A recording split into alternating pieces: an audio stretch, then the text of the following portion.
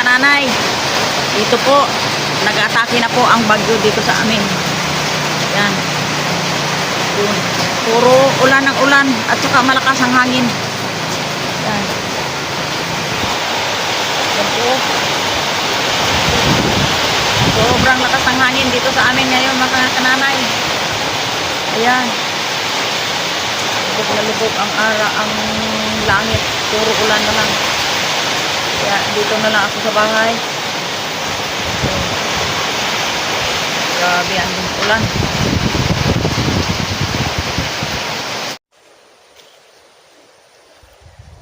Hello mga subscriber and followers. Dito nga po ang panahon namin ay halos ulan ng ulan. At ngayon pagkatila po ay kamusta po kayo dyan? Kami po ay tiyaga lang sa ganitong panahon. Kung kailan magkalma po. Yan po, nagyayaan kami ni Sister Mary na pumunta dito sa kanyang area. Manguha daw kami kung anong gulay ang makuha namin. Yan. Kaya ito po. Kukuha kami ng kangkong. Yan. Ano lang kangkong ay dito ay dami ang kangkong. Dami ang kangkong. Yan oh. Wow. Ang kangkong niya na alaga. Dami. Yan. Kami ng kangkong. Yun. Dami ng kangkong. Yan. Kami. Ito halos pag tag-ulan naman po ay ang talong. Pwede pa yan talong na yan ho? Pwede pa? Maganda yan. Hindi magulang. Yan. Habang po siya ay nagakuha ng kangkong, ako naman po ay kukuha ng mga ilang pirasong talong. Yan. May talong pa dito. Sarap ang talong. Ay, pwede pa ito ang talong. Yun. Yan. Pwede pa ang talong. Uy, daming talong.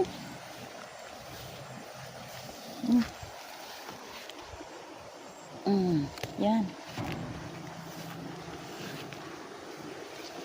Daming talong. Yun.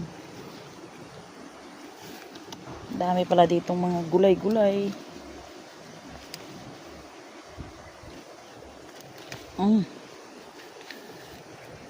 Talong pang pa-strong. Yun. Yan oh, dami pang mga kanyan oh, kangkong. Ang kanyang mga panibagong tanim na talong yan oh. Yan. Hindi pa natapos yung isa ay isa na naman. Ayan. Dami palang talong dito. Yun oh. Nakananay oh. Yun. Tama na ito. Tamang-tama lang sa akin. Yan. Yan po mga kananay yung aking kinuha. Yan po. Dami ang aming kangkong na kukuhain. Yan. Lalim yan. Yan oh. Lalim. Lalim yan. Pag ito'y na ano lahat, maraming kon ito. Kangkong. Andahan ka dyan. Yan oh. Kain sa manok. Alam mo mga kananay, yung aking mga followers at mga subscriber, ito po ay hindi lang po uulamin ko. Dahil ito po ay dalawa po ang purpose. Ang iba daw po ito ay ipakain sa manok. Yan. Kumakain ang manok nito, me? Ha? Oo. Ay, bakit nga hindi nga nakuha dito, no? Kailangan lang magpapag. Naku. Ano ka taas ang tubig dito? Malalim, Ged? Yan, sana makuha lahat, oh. Yan. Hindi pwede makaubusin agad yan, masira. Bakit? Ay, mag-ano yan? Magasanga yan eh, makasanga. Magasanga. Oo nga, mas maganda nga ginaganyan lang para mag-ulit. Yan oh, yan oh. Yan, dyan oh. Ano kaya ito kataas? Kung ka nakabuta pa ito, mahulog daw. Mahulog? Hindi naman siguro hanggang lampas taon ito eh. Mga kananay, try natin maglusong Tapos lang nahulog ka at naano no, tapos ka. Pati cellphone mabasa. Oh, goodbye. Ang video ni kananay pag ang cellphone ay nasira. Ay, nako. Mabuti kung may ibili na tayo, wala man. Yan. Yan po ang area ni Sister Mary. Ang daming kahoy na aretilis. Yan o. Yan. Paikot yan doon. Ang tubig pati ay malakas na. Ang daloy ng tubig sa sapa. May ano pa rin? May bibi pa kayo dito, Mek? Dalawa na lang? Ha?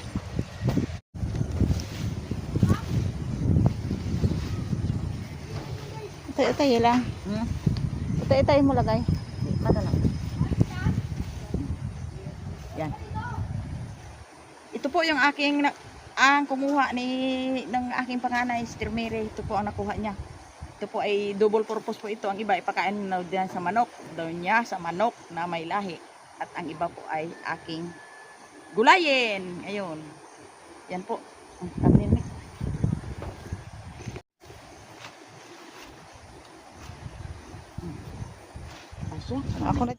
Pagdating ko po dito mga kananay ay hanap ako ng mga ingredients tungkol sa kangkong kasi gagawa po ako ng ginisang kangkong na may bagoong. Yan. Una ko pong gayatin ay ang kamatis. Yan. Kailangan more on kamatis. Paano mo yung gabi na eh? Oo. Eh, Bakit? ito. Paggabi na ba eh? Okay lang.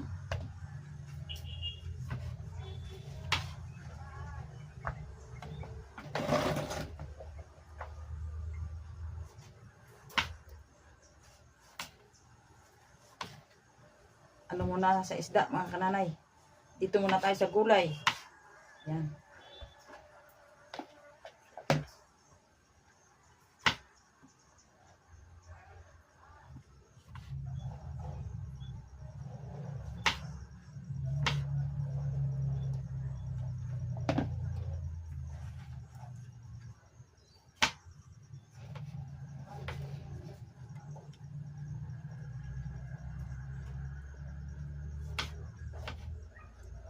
Gulay.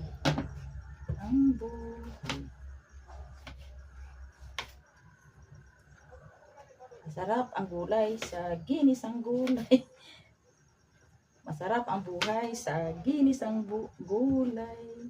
Gulay. Yan. Ang gulay natin.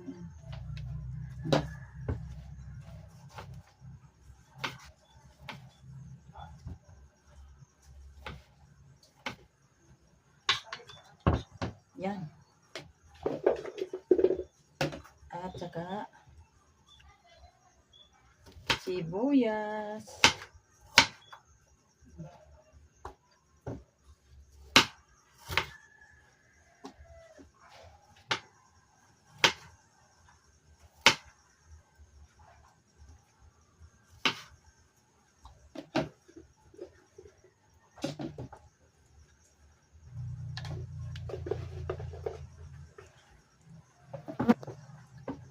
Sibuyas, bawang.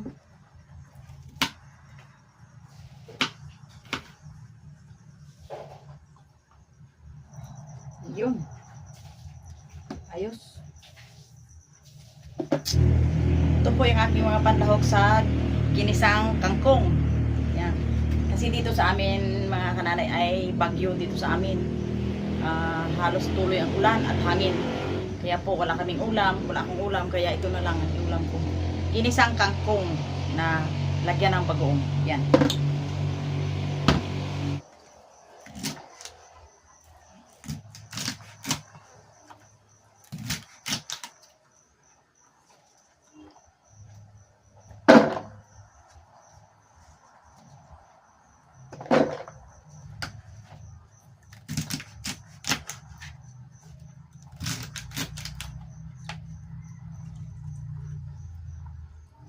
Yan po ang pag-cook.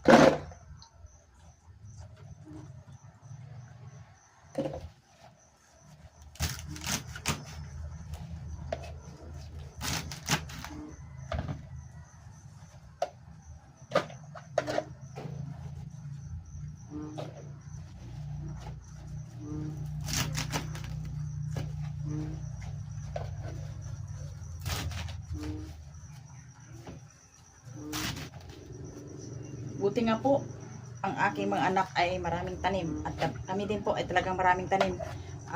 In case na wala pong isda ay sa gulay po kami pumupunta. Sa gulay kami nag-ulam. Yan.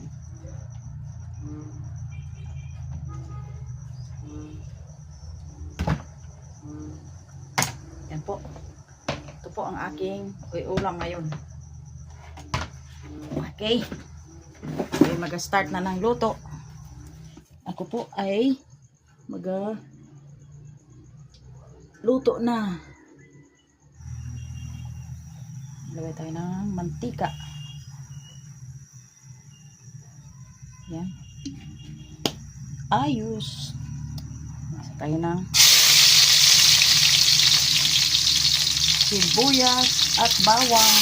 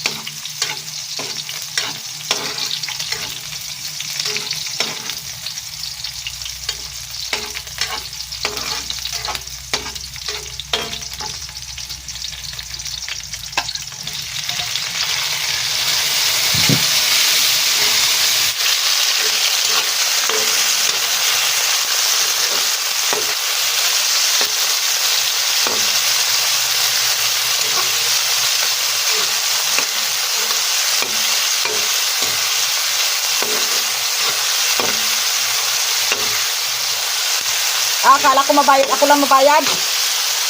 Ito kay Gili Tamek. Diyan lang.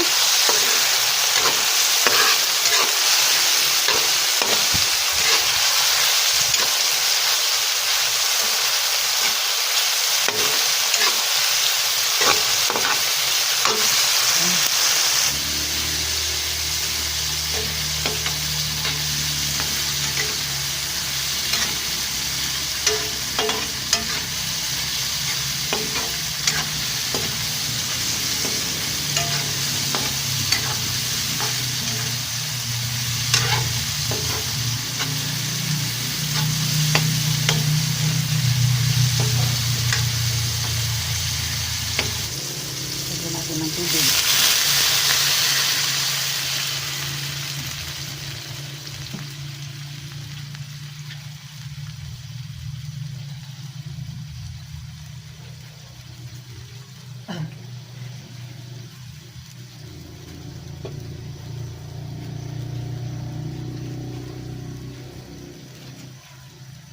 Takpan muna natin. Yan.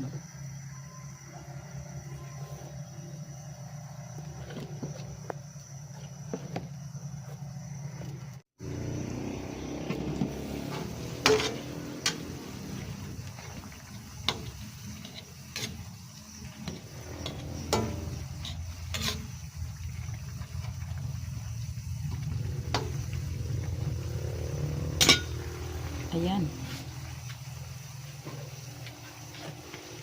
Ilagay na po natin yung kangkong.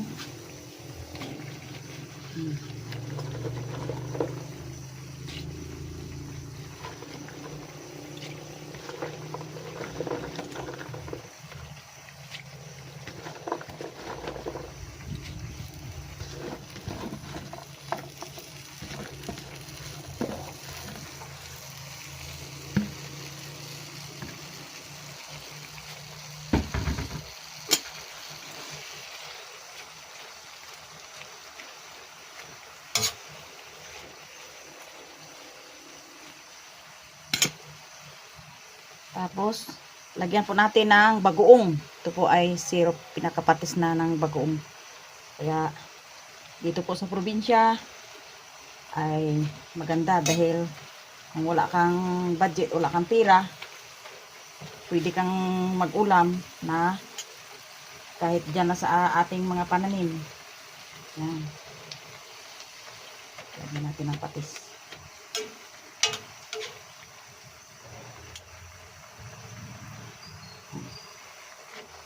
Ito po. Dahil sa ating mga tanim, libre na sa ulam. Lagyan ko natin ng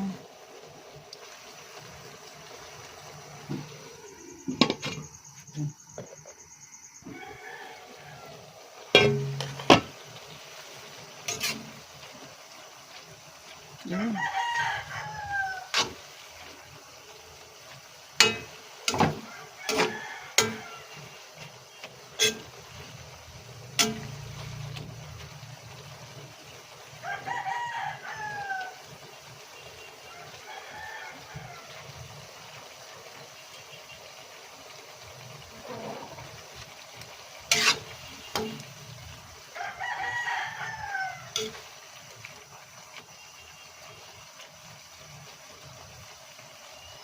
At ayan po ang aking ulam. Yan. Kangkong. Ginisang kangkong with bagoong. Yan po. At ako'y kakain. Ito po ang aking ulam. Ginisang kangkong na may bagoong. Yung simpleng ulam lang. Solve na ang ulam ni kananay. Ang aking panghimagas po ay ito. Saging na hinog na saba. Yan. Salamatan natin. Thank you, Lord, sa napakabuti mo sa bawat isa sa amin. Pagpalain mo po ang aking kakainin. In Jesus' name, amen. Kain pa tayo, ating mga followers dyan. Magandang umaga dyan sa inyo, magandang gabi, kung ano man po sa inyo. Lahat ng aking mga followers. Kain po tayo.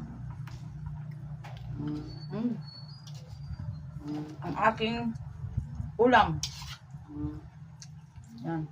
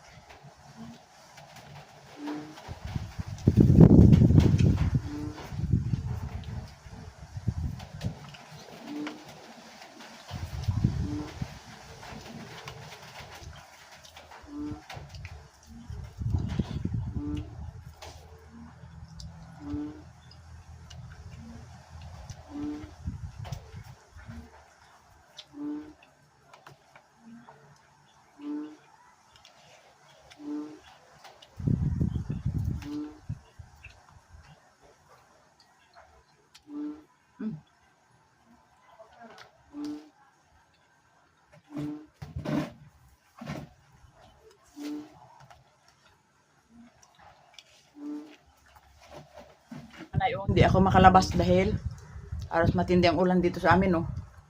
Yan, nakita sa labas. Yan. Ang ulan. Yan.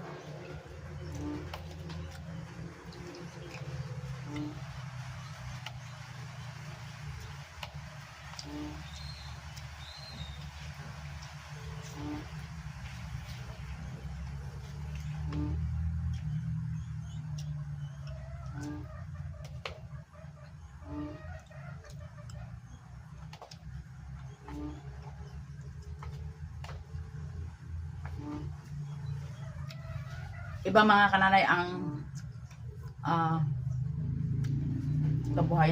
pamumuhay dito sa probinsya kaysa syudad.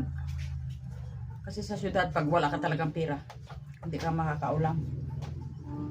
Pero sa probinsya, may tanim ka lang. Sigurado makakaulam ka.